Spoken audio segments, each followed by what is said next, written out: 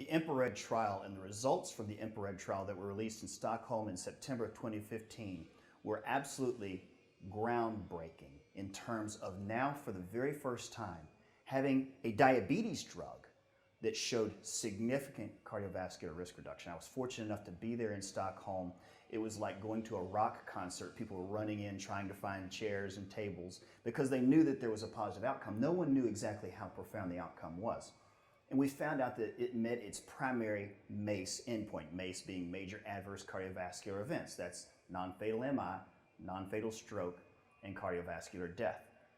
And that was a 13% risk reduction. And there was nice, polite applause, but when they showed that there was a 38% reduction in cardiovascular death, people were blown away. There was cheering and standing ovations. So you now have a diabetes drug, and the curves separated very early on. So the benefit occurred within the first 3 or 4 months of treatment. The biggest concern people have now is what in the world is the reason for this and what are the possible mechanisms? But it is really important to note that despite A1C, this cardiovascular risk reduction occurred. Now, these were all patients who had cardiovascular disease, so this is what we would call a secondary prevention.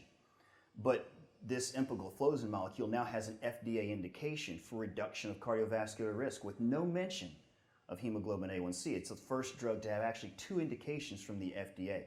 Remember that on the background of this, all of the other cardiovascular trials with Origin, insulin, with all of the DPP-4 inhibitors had all been safe but neutral. So this was the very first one that showed not only a positive result, but a dramatic positive result.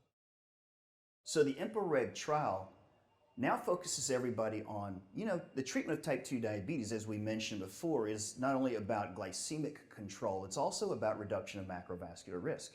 So you have patients with cardiovascular disease, and you're talking about a 38% reduction in cardiovascular death. The number needed to treat is somewhere between 1 out of the 44 patients you treat with this over a 3-year period of time, which is about the duration of the trial.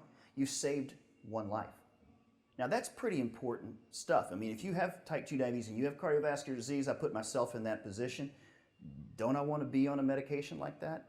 And so now we're starting to look at our patients differently. Do they have cardiovascular disease? Do they not? If they do, right now empagliflozin is the only FDA recommended treatment for risk reduction in a diabetes drug. What's interesting about that is guess who's getting in on the game? The cardiologists.